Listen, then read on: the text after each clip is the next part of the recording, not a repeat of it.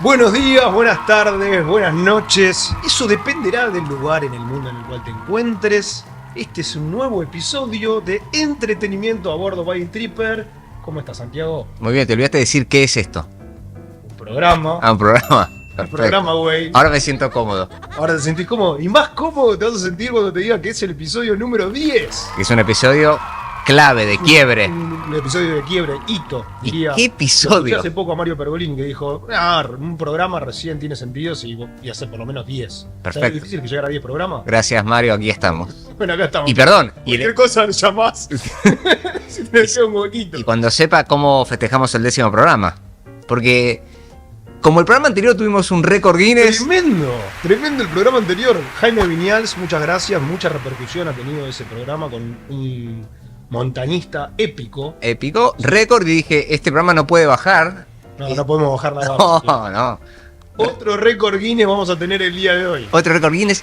Yo creo que es un récord Guinness que 9 de cada 10 o 10 de cada 10 que están viendo esto morirían por tener ese récord Guinness. Y es un programa para viajeros y obviamente un récord Guinness en relación a un viajero es mucho más especial.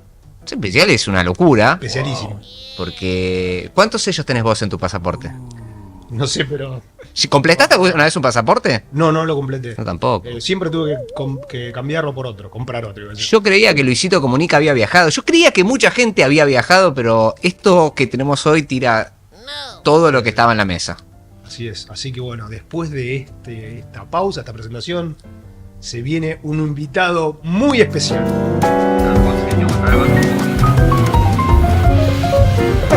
Vamos balcones, ábrete el permiso para dirección de flight. Llegó el momento, episodio 10 de Entretenimiento a Bordo, un invitado de lujo. Me gustaría presentarlo como Marcelo Araujo porque los nombres es Emilio Walter Eduardo Alfredo Escoto. Espectacular. Emilio Escoto, destacado viajero que lleva 40 años viajando por el mundo. 290 países. No, una locura. 735.000 kilómetros, que es la distancia de este planeta hacia la Luna. Hasta la luna. Señal, una señal ahí. Ahora vamos a ver. Muchas gracias por venir, Emilio. La Gracias, verdad, Emilio. un placer ya de movida por ahí. Te corrijo una sola cosa. Sí. 735.000 kilómetros es la distancia de la Tierra a la Luna, ida y vuelta. Había que volver. Ida y vuelta, claro. Que es lo que hizo la Apolo 11, sí. Porque tu sueño era la luna. Claro, mi sueño era ser el primer hombre en la Luna. Yo mismo me río hoy en día. Pero son esas cosas de los niños, ¿no? Yo supongo que hoy en día lo pienso y digo, claro, cuando era chiquito y la volvía loca a mi madre diciéndole que iba a ir a la Luna. Supongo que mi madre me decía, este pibe me salió loco, ¿no? Viste que hoy hay gente yendo a la luna. ¿Qué preferirías teniendo una parte de la historia? ¿Ir a la luna o conocer el mundo entero? No, el mundo entero. No, el mundo.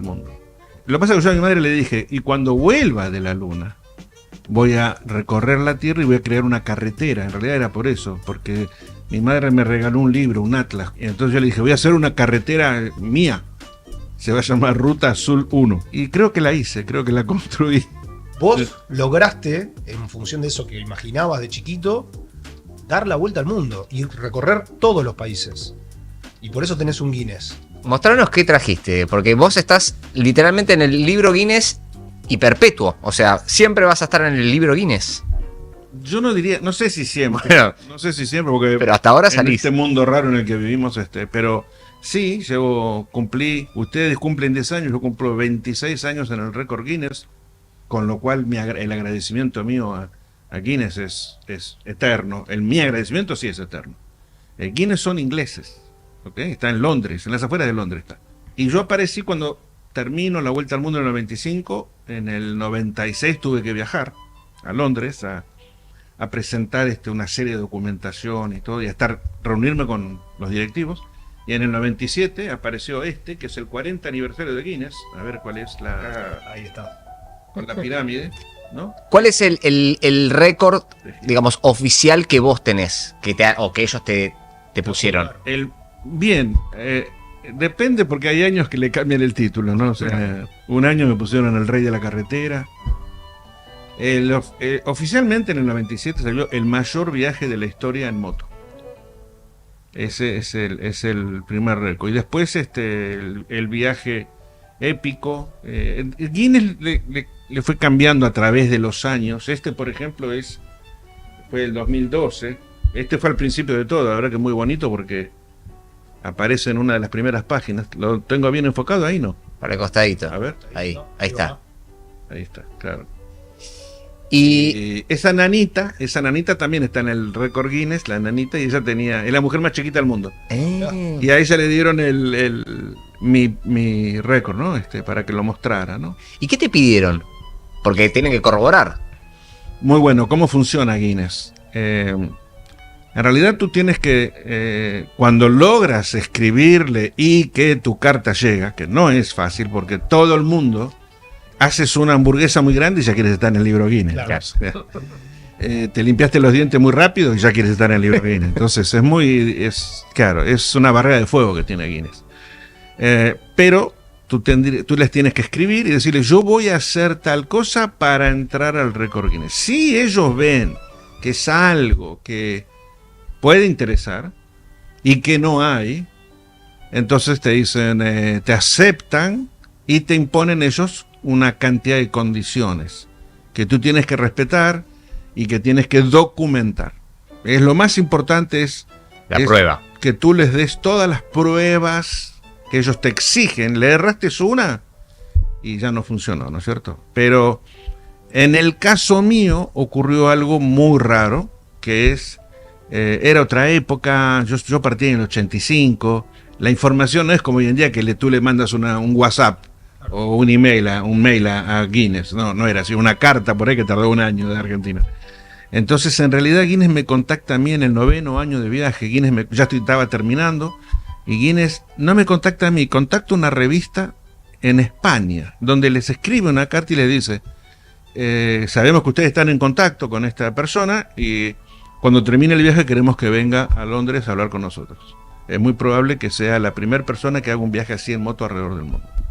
Y eso hice, y eso pasó, y entonces, igual, aunque yo entré a Guinness al revés, igual tuve que presentar hasta una servilleta de un restaurante en Kiribati, ¿no? O sea, ustedes piensen que cuando yo parto en el año 85, 14 de enero del 85, ¿ok? Con $300, sin ropa de moto, yo era visitador médico de Pfizer, renuncio, y con la corbata y el traje de Pfizer yo salí en la moto, con zapatos, con la idea de ir a todos los lugares de la Tierra donde vive un ser humano.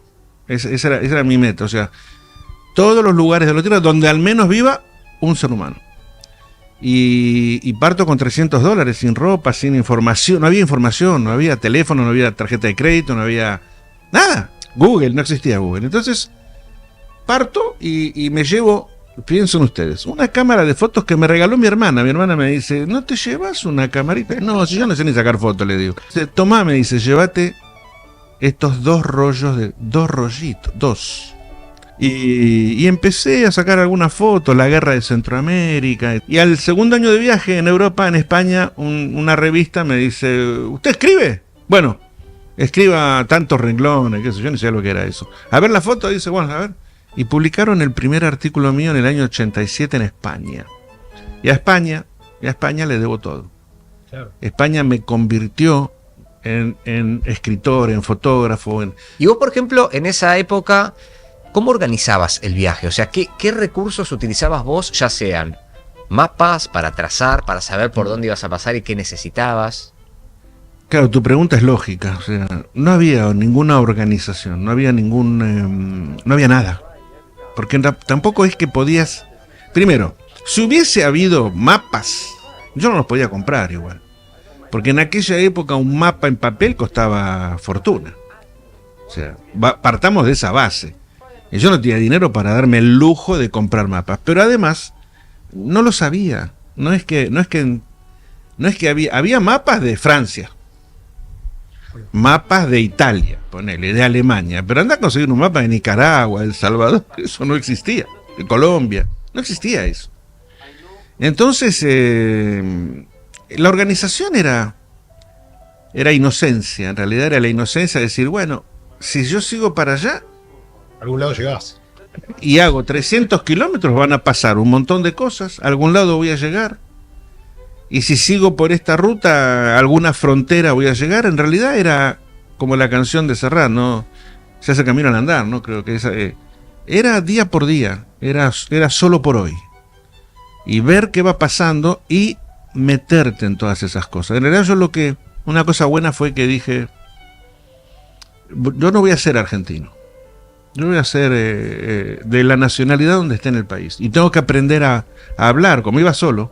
Además eso te implicaba que te hablaban en otro idioma y no entendías nada. Entonces me desesperaba, ¿no? Y eso hizo que llorara cuando murió Tancredo Neves en Brasil, con los brasileros, o que me convirtiera en un africano en el medio de la selva del Congo, o un chino, en China, China lo tengo en el alma, es un país que lo llevo en el alma. Y eso hizo que me mezclara con la gente. Y aprendí de la gente en realidad. Yo no fui a enseñar nada, ¿qué iba a enseñar? No sabía nada. Aprendí del deseo de escuchar, de ver, sentir, oler, probar. ¿Cuántos idiomas hablas hoy? 5. ¿Y esos 5 los fuiste adquiriendo en los viajes o estudiaste? No, los viajes. No porque, claro, me desesperaba. Y hablaba y mal, pero la gente se reía, pero me decía, no te dé vergüenza, perdés la vergüenza, ¿viste? Vos has pasado por sinfines de situaciones complicadas, difíciles de resolver. ¿Cuál crees que es tu virtud que te permitió lograr la hazaña en un contexto completamente distinto al de ahora? Me lo he preguntado hasta esta altura de mi vida, donde supongo que tarde lo he descubierto. Sobrevivir. Soy un gran resolvedor de problemas. Lo que pasa es que el mundo de esa época era todo problemas. Era cada día, cada hora era un problema. O sea, en la frontera eran problemas, todas cerradas. Conseguir una visa era un problema y los argentinos necesitábamos visa. Si había 290 visas, 290 visas. Necesitábamos visa para ir hasta Colombia, o sea, hasta Uruguay. Era un mundo cerrado, fronteras cerradas, el comunismo, el capitalismo, el muro de Berlín, Ceausescu en Rumania, Hussein en Irak, Gaddafi en Libia, o sea, era un mundo muy complicado, muy países cerrados por muchos decenas de años. Mongolia 75 años cerrada. Yo fui el primer extranjero después de 75 años, que tuve 2 semanas durmiendo en la frontera, hasta que justo cae la Unión Soviética se desangra, y entonces los mongoles que me decían, espere, me decían en la frontera, 2 semanas durmiendo en el desierto, y ahí, entre, y ahí llegué a Ulan Bator, Guinea Conakry, cerrada 35 años, la gente me tocaba la piel. Entonces todos los días era sobrevivir, era crear una solución a problemas, a cómo consigo la visa, cómo la pago, cómo los convenzo.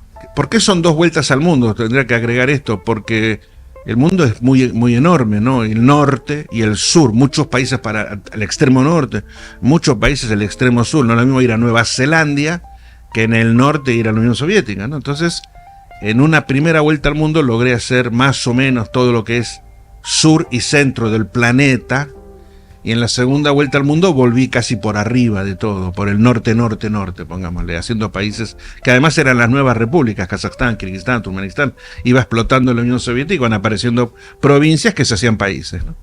Una situación muy, muy extrema, casi terminal, donde se terminaba mi vuelta al mundo fue en el 7º año de viaje. O sea, yo ya tenía la experiencia de 7 años de viaje, ¿no? O sea, ya los tenía en el lomo, sabía sobrevivir.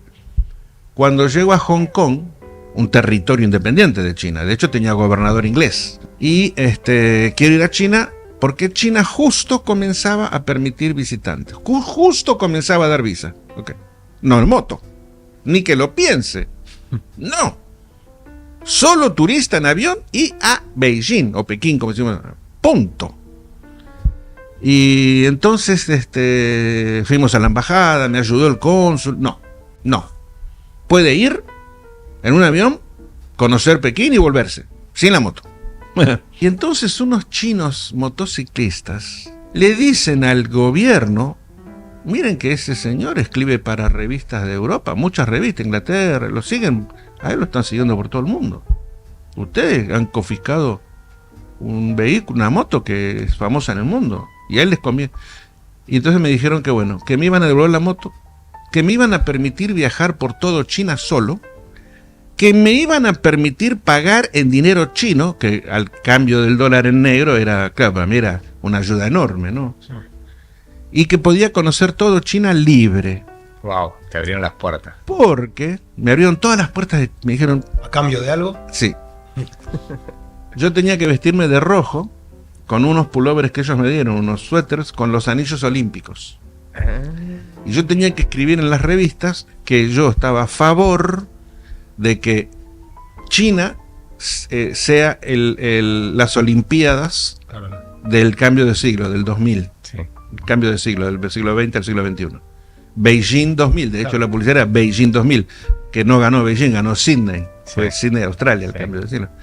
Entonces, a cambio de que yo escribiera en las revistas y que usara los anillos olímpicos, imagínate yo usando anillos olímpicos, ¿no? Ellos me autorizaban a recorrer por primera vez toda la ruta de la seda, ¿no? Nadie lo había hecho, ni siquiera los diplomáticos. Y bueno, me devolvieron la moto y me dieron los suéteres y me recorrí todo China. ¿No Entonces, te daba miedo abrirte algo sí, desconocido? sí, pánico. Sí, pánico. Miedo, terror.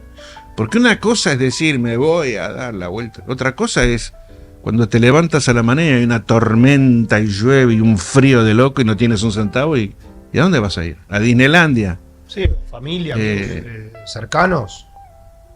Nadie te contaba nada. O sea, Tenías un celular para decir, che, estoy... no, no existían los celulares. No. esa cuestión. Pues. No, miedo antes de partir, antes de partir, pánico. Por eso yo buscaba quien fuera conmigo, para apoyarme con él. Gracias a Dios, nadie se animó a dejar su vida confortable y partí solo. Y después hubo lugares que sí, yo siempre cuento, por ejemplo, Somalia, que la gente ve la caída del halcón negro, en Mogadiscio. Bueno, yo llego a Somalia cuando la guerra explota, cuando esa guerra donde después van los americanos con los helicópteros, a mí me explota la guerra en la cara. Y fue muy difícil, sí, fue difícil, las bombas, los tiros, caminabas acostado en el suelo, como los perros, en cuatro patas, para que los tiros no te pegaran. Y de ahí fue el día más terrorífico de toda mi vida, lo viví en un barco, escapando de la guerra de Somalia y escapando de los piratas, porque antes los piratas no es como ahora que te raptan y piden un rescate, ¿no? Como en la película de Tom Hanks. Antes los piratas subían al barco y mataban a todos. No quedaba nadie vivo. Entonces esos barcos los aceleraban y los encallaban en las playas de Somalia, del norte de Somalia, Berbera. Los desarmaban y vendían el cobre, acero. Bueno, era un trabajo de locos. Después descubrieron que para qué vamos a trabajar tanto. Raptamos, pedimos rescate, nos pagan los millones de dólares y devolvimos el barco. Como en la película de Tom Hanks. Bueno. Y yo era el único pasajero, escapo de la guerra de Somalia, subimos la moto con una guinche, la atamos ahí. Llevábamos arroz y aceite a los soldados en la guerra, a los soldados del norte del gobierno, y nos agarró un huracán, un tifón se llama, nos destrozó el barco, los contenedores, llevábamos 4, igual cayeron al agua, y esa noche en ese tifón vi el final de mi vida, ¿sí? Seguro, o sea, el barco nos pegaban las olas de costado, el barco se iba cada vez más, hasta que llegó una inclinación que yo estaba horizontal, como levitando, esos que levitan, los magos que te hacen levitar, igual. Pero fíjate tú, ¿no? Yo ahí sabía que me moría. No sufrí ahí. Ahí no sufrí, porque había llegado hasta ahí. Había cruzado todo Sudamérica, todo Centroamérica, Norteamérica, todo África, ya toda Europa, casi todo África, estaba ya en la moto. Aparte había llegado... no en un avión, había llegado kilómetro por kilómetro, sin dinero. Y dije, bueno, me muero, pero llegué hasta acá. Y era tan el triunfo que sentía, lo único que me acuerdo que sufrí, porque pensé que lástima que nunca más voy a ver a Mónica, que era una novia que había dejado en Argentina, con la cual me casé cuando terminé el viaje. Y qué lástima los países que me faltan conocer. ¿Y qué le dirías hoy a un pibe, una piba que está en una condición de que tiene ganas de dar un salto de estas características? ¿Qué le recomendás? En lugar de recomendarle, le cuento le cuento algo que les va a servir mucho. Muchas veces me preguntan, ¿cuál fue el momento de si tuvieras que repetir algo de tu viaje, de esos 10 años, alrededor de 290, ¿qué momento elegirías? Miren, escuchen, después de mucho pensarlo, repetiría el día de la partida. Porque el día de la partida, cuando hice los primeros kilómetros, me di cuenta que todos los conflictos y tabúes que tenía y el miedo que tenía de partir y la confusión y el dejar la seguridad y el salario mensual, la familia, el perro, la novia, lo que sea, el televisor que uno lo ama o lo que sea, descubres que lo tenías que haber dejado antes. Que toda la imposibilidad se desvanece cuando partes en la ruta a un viaje que te va a dar mucho más que todo el dinero del mundo que puedas conseguir. No hay riqueza más grande para un ser humano que conocer el planeta donde has nacido. No, nada paga eso. Y descubres que no era tan difícil.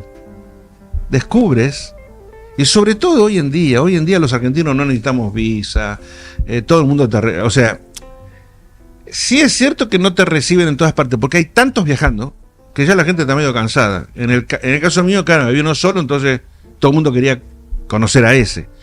Pero es más fácil, hoy en día no necesitamos visados, es fácil conseguir dinero, la gente te ayuda, es otro mundo más abierto, las fronteras están todas abiertas. Entonces, les digo, partir los primeros kilómetros es eso, es cortar las cadenas, y cuando estás ahí te dices, no era tan difícil. Vos tenías un objetivo muy ambicioso, que en una época, para esa época podría ser pensado como casi imposible, y lo lograste, te llevó 10 años. ¿Cómo sigue la vida después de haber logrado ese objetivo que no puede seguir? Porque ya habías visitado todos los países del mundo, o sea, Sí. se terminó eso. ¿Cómo siguió tu vida? ¿Cómo te generó algún tipo de vacío? Sí, terminó mal. Sí, terminó muy complicado. Yo ya en el último año de viaje, en el 10º año de viaje, ya volviendo, ya sabía que volvía, ya empezaron los problemas. Porque empecé a derrumbarme,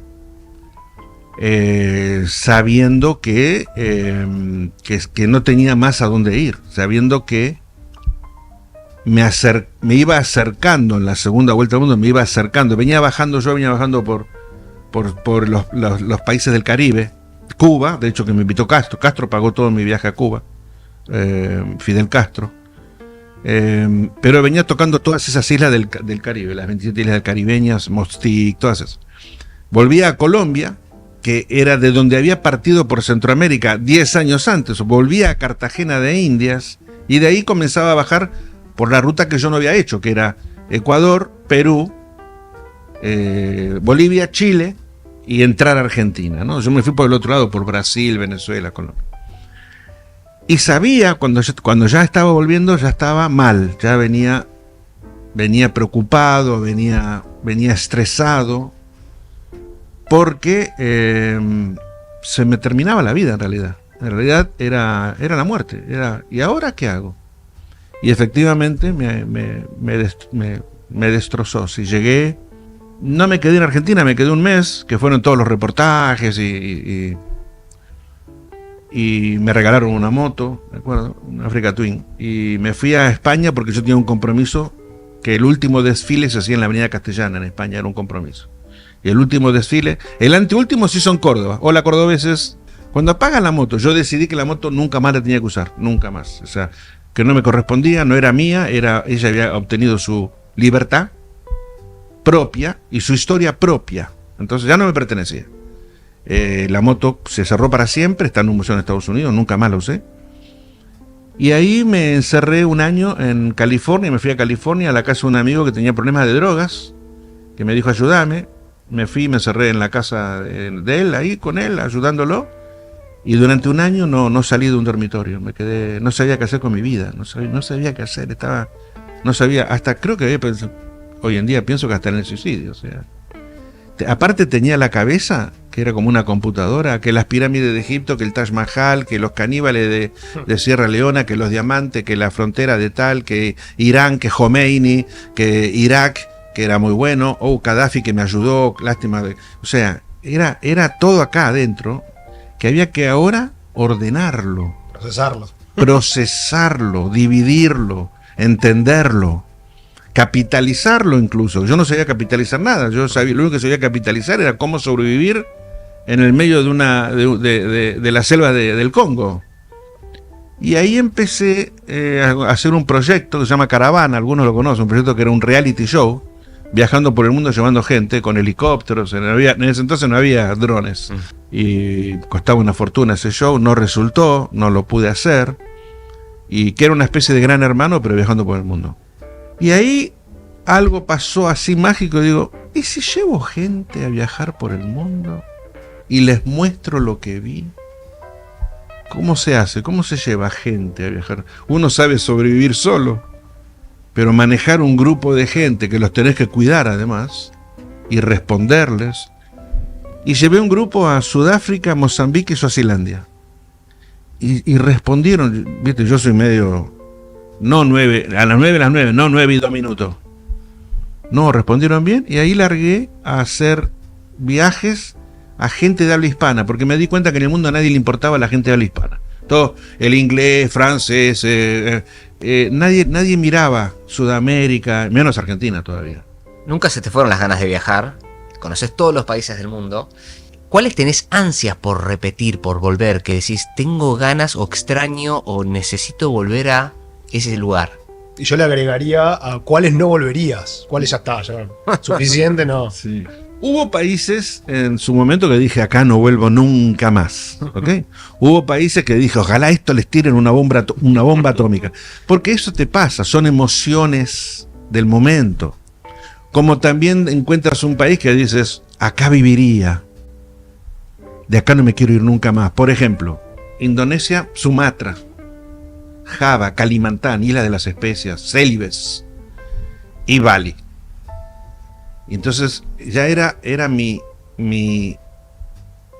séptimo año de viaje, sexto año de viaje, sexto. Y dije, el día que termine me vengo a vivir a Indonesia. Me vengo a vivir, y de Indonesia me vengo a vivir a Bali. Claro, volvemos a lo mismo. En esa época, en 1991, Indonesia era como Tíbet, ¿ok? No había, de hecho, motos había la mía. Y alguna moto grande más de políticos. Hoy en día yo llevé gente, del año pasado llevé gente a Indonesia, y a Bali fundamentalmente. 500 trillones de motitos. 500 trillones. O sea, en un semáforo se paran 400 motitos que cuando se pone el semáforo se disparan. En mi época no había semáforos.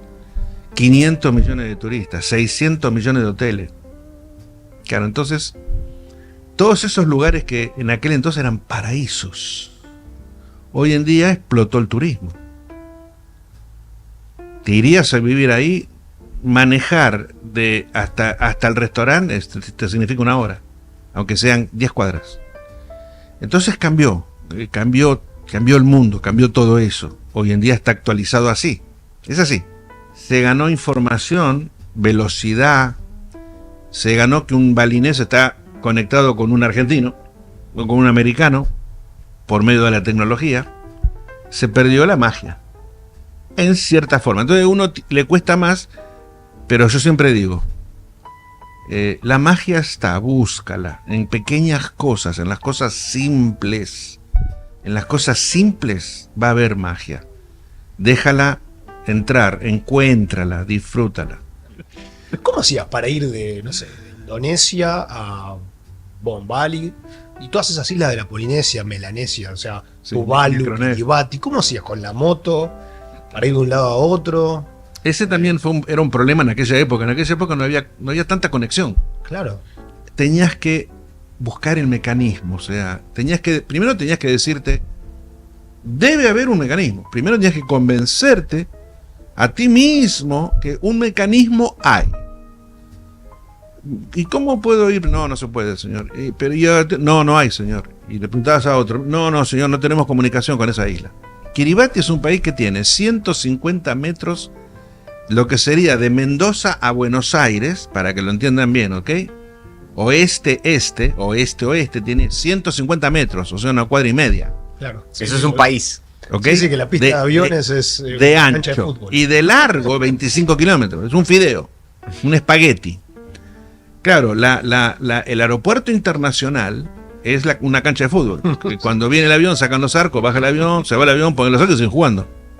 No tiene, mi época, no tenía canales de televisión, pero tenía 100 aparatos de televisión. Pero no había canales. Y entonces, a ver, para un poquito. Tienen televisión, pero no tienen canales. ¿Qué miran? Películas. ¿Y cómo lo ven? Hay barcos de carga, pero no hay puerto. Los barcos de carga paran fuera, ¿ok? Y desde ahí bajan un bote donde trae cartas. Y cassette de televisión. ¿Y quién manda las cartas? Marineros kiribatenses que trabajan en los barcos de carga. Entonces se puede ir.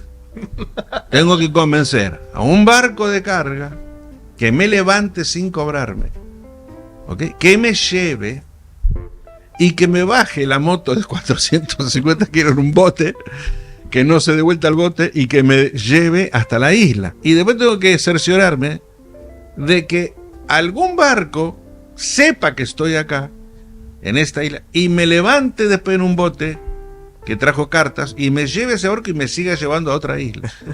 Eso era muy complejo por muchas razones. Una, primero tenías que buscar dónde está el barco, de qué puerto salen. Así que era todo complejo y necesitaba tiempo. Tiempo y mucho escarbar, mucho preguntar, porque no había internet.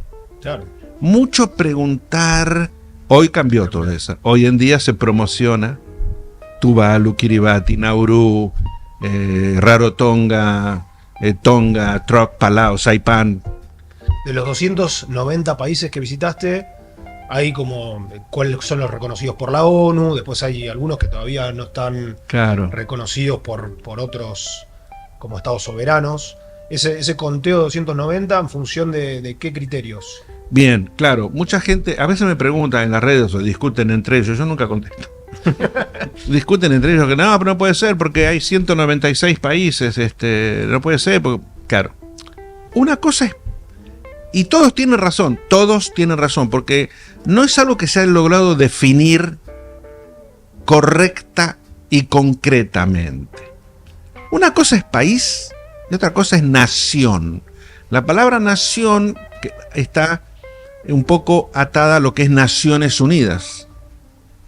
País es otra cosa, es un poco menos, tiene gobierno también. ¿Qué es un país? Por ejemplo, a ver, si yo tuviera que explicarlo. Bueno, miren, Guyana Francesa, acá en el norte de Sudamérica, no es una nación, porque Guyana Francesa no está en las Naciones Unidas, porque Guyana Francesa es un territorio de ultramar de Francia, o sea, es una colonia. Aunque Francia dice que no. Pero yo para ir a Guyana Francesa tuve que pedir visado, que era muy difícil porque no te lo querían dar, porque darte un visado es reconocer que todavía es una colonia. ¿Ok? Entonces, pero me lo dieron. Bueno, pero Guyana Francesa es un territorio de ultramar, pero con gobierno propio. Tuve que hacer migración y aduana. ¿Ok?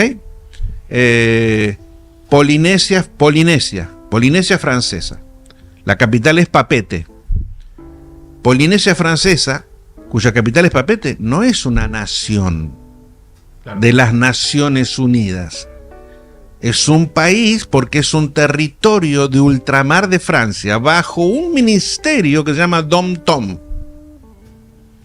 Son artilugios geográfico-políticos para mantener lugares como parte de esos países sin reconocer que están bajo el yugo de esos países. Hong Kong, que hoy Hoy vas a Hong Kong y es China.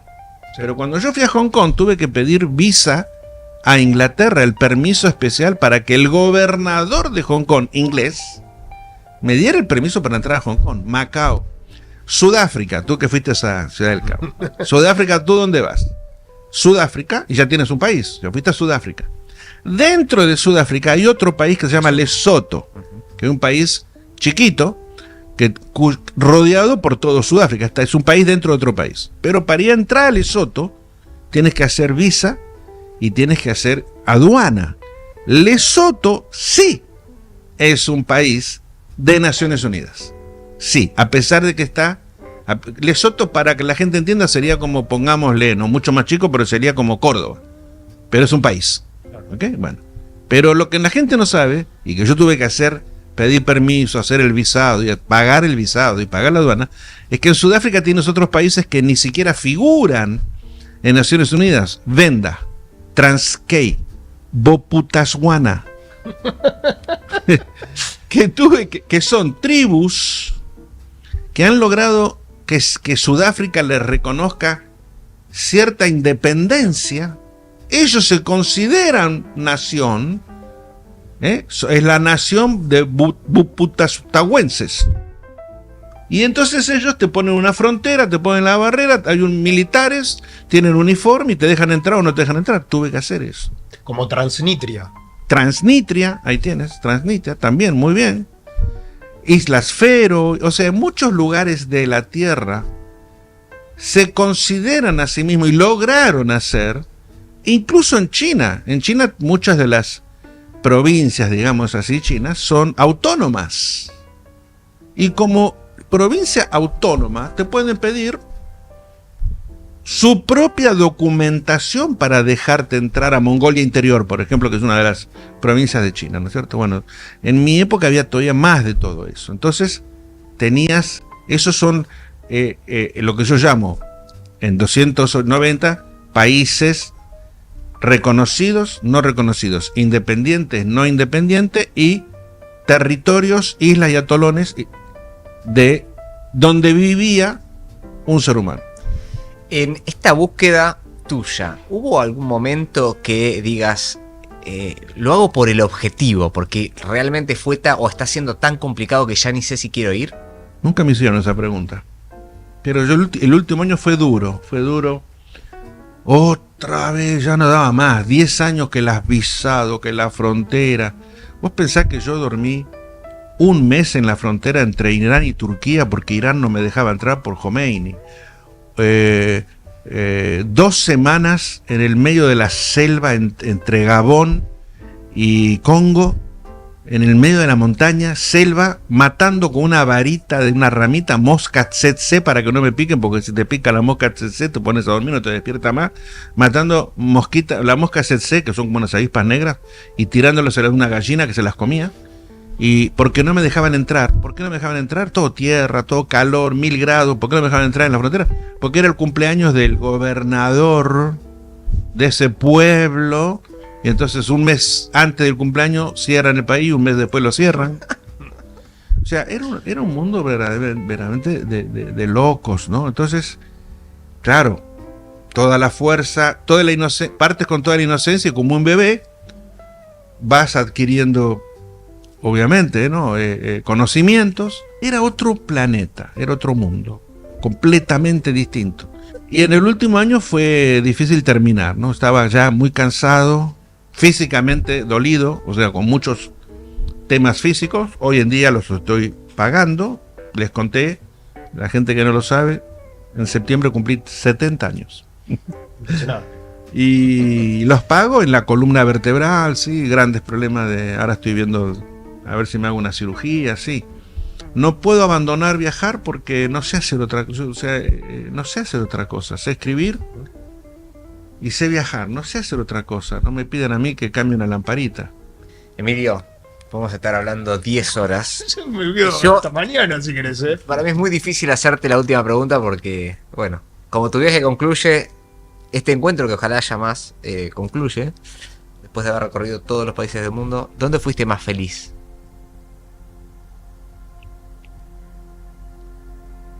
¡Oh! ¿Dónde fui más feliz? ¿Dónde fui más feliz? Mira, creo que fue en la India. La India es un mundo en sí mismo, un planeta en sí mismo. Cuando finalmente yo entro a la India, empiezo a recorrer la India me golpea, me maravilla, los indios, ellos como son. No había en aquel entonces ni un solo restaurante, ni un solo bar para comer un sanguchito. Todo comida india, todo picaba, los caramelos, pedías un caramelo dulce de leche y picaba, ¿no? O sea, la comida de la India es la más picante del mundo. ¿Cómo será con la comida de México? Es dulce de leche, al lado de la comida india, ¿no? O sea, en India me pasa algo tan mágico que por ahí es lo que yo recuerdo como que viví el momento más feliz del mundo.